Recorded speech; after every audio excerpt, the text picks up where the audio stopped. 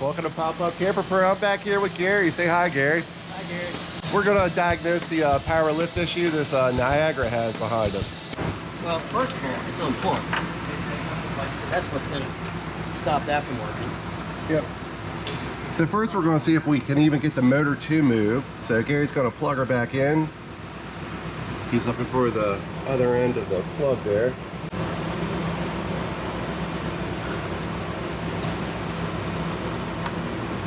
Alright, we're plugged back in. And we're going to see with a new remote, if it's possibly just what's wrong with this unit, it's just a remote, we can get the motor to jump.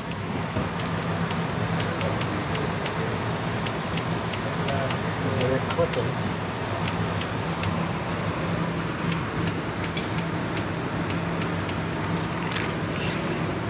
I hear it click too. I don't see anything from the motor though.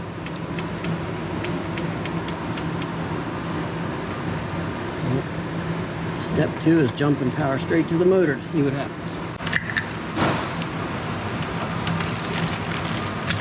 All right, Gary, show us what you've done. Okay, so I have disconnected the switch, the relay switch, from the motor itself. These are the motor wires, and I'm going to connect it to a battery just to see if I can get that motor to turn one way or another. It doesn't matter, because you can reverse these wires. It's electrically reversible, and that's what makes it go up and down. But the problem is, it should not be sparking like that. What does that tell us, Gary? That's a dead short in the motor. We need a new motor. All right, since we're going to be taking the motor off, we're going to want to brace the roof. So I ran back to my shop, cut some roof braces. While I was doing that, Gary went ahead and dropped the whiffletree pan cover. Make sure we didn't have debris in the whiffletree that was causing the motor to fail. And there's what a whiffletree looks like. This is the thing I was talking about spinning around. It bangs against this plate, and that's what holds it in place so it can rotate up and down, move up and down this screw thread. But if you don't have a cover, it will spin around, catch the bottom of this, push itself out, bend the rod, break the... It's a mess. You never run it without the cover. That was nice and clean and greased up, so he's got that back on. We'll brace this roof and pull that motor.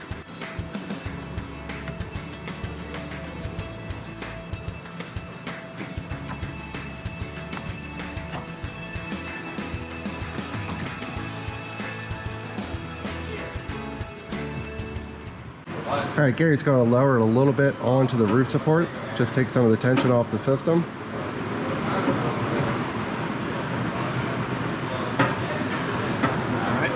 I think we're good. Yep. That way when I take this off, it doesn't...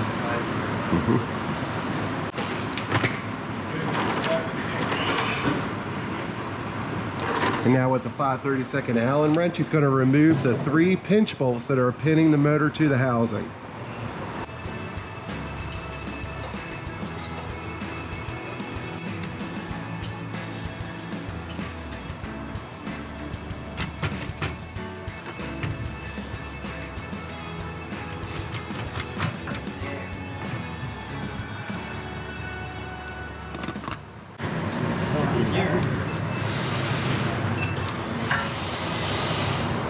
Square drive. Square drive motor. This coupling can come out. You can reuse it. If you want to try to get that one out, Gary. There's your access hole.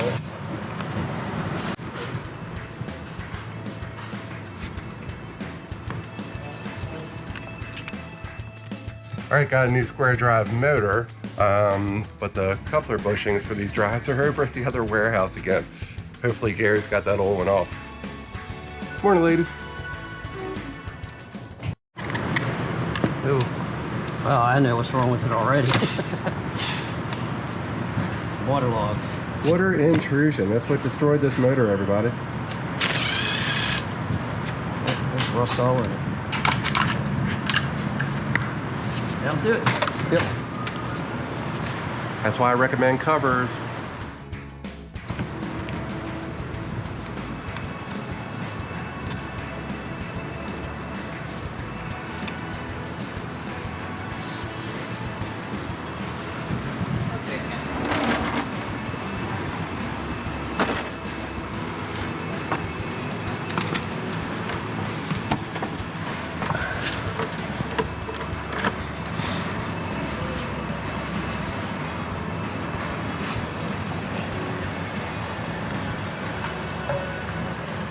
All right, Gary, talk us through it. I'm just checking for creatures in the hole. Rust, etc. Okay, should be the reverse of the way it went in, or the way it came out. Motor on the right side. Slide this back on.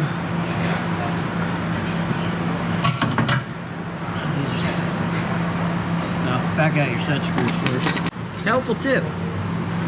Unscrew your set screws because it won't slide on. We may have just learned that.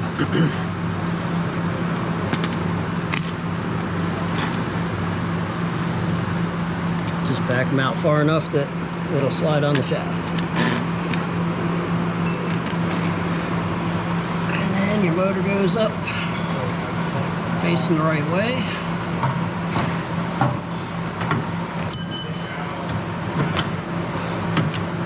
Should slide right on.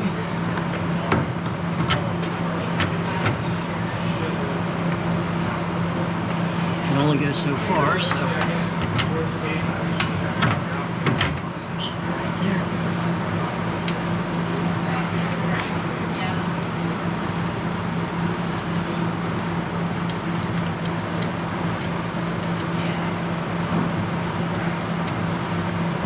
Bit of preliminary tightens.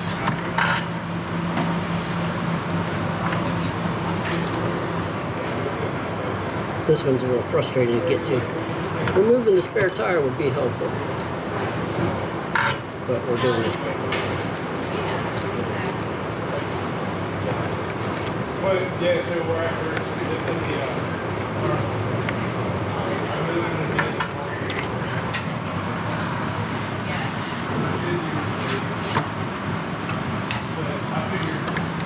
With any luck, we're going to plug this in temporarily and see that it works.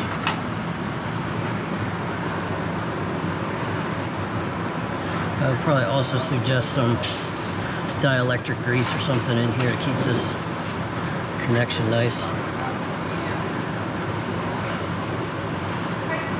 It's got a boot, but that doesn't necessarily mean it works.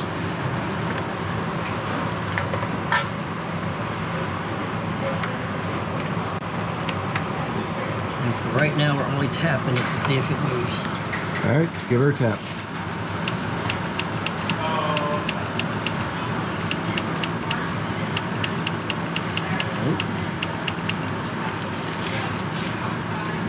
What's that about?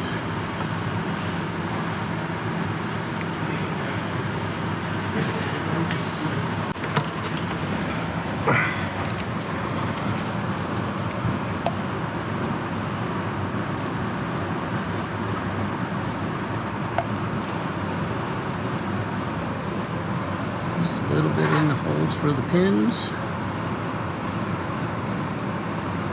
and to help seal water out. And what does dielectric grease do, Gary? So this is called silicone paste. Okay. Also dielectric grease. So we use it for all kinds of stuff. We use it because it's sticky. We use it because it's slippery. Basically what it does is it makes a better contact electrically,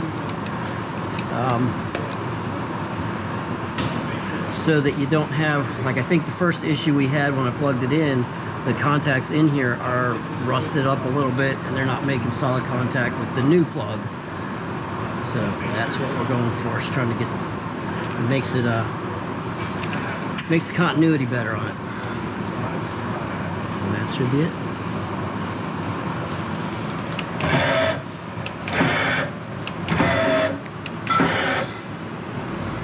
Just running the motor and lifting the roof. All right, folks, thanks for watching. Please subscribe, smash that notification bell, and if you need these parts, they're available at our web store at colemanpopupparts.com. Big thanks to Gary for helping out with this video, and we will see you at the campground. Say bye, Gary. Bye, Gary.